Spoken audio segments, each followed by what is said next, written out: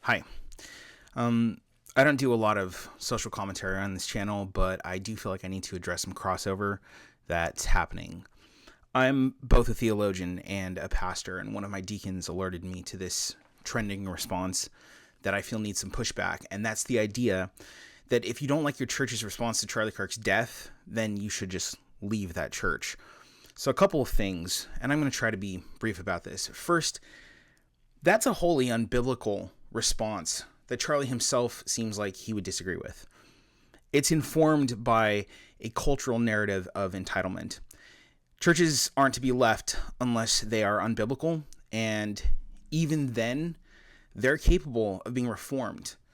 And the purpose of leaving a church is to return it and the people in it to biblical alignment, if possible. There are some biblical tenets here that need to be considered that should be at play that make responding to Charlie Kirk's death a necessity, but also give room for nuance in that response. It's man's view that says that a response has to be quick, it has to be harsh, it has to be loud. God's response can be those things, but it actually always prefers the fruit of the Spirit to be at play. So to be clear, if you're willing to leave your church because it didn't respond quickly or harshly or loudly enough, you're importing a worldview that Charlie Kirk didn't actually have.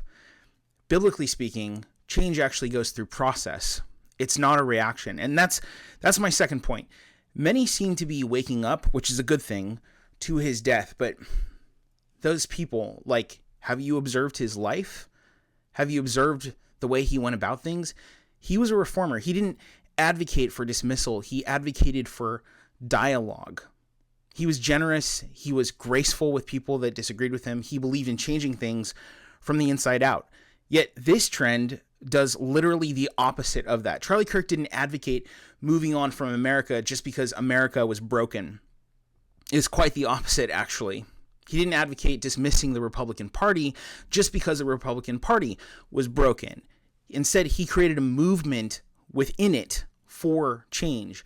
He recognized that there were bad actors and heinous crimes within Christian history, but he was still a fierce advocate for Christianity. So the lack of biblical premise for this position should be alarming. It should be enough to give you pause if you're actually thinking about it. But to also do it in the name of Charlie Kirk, that seems performative.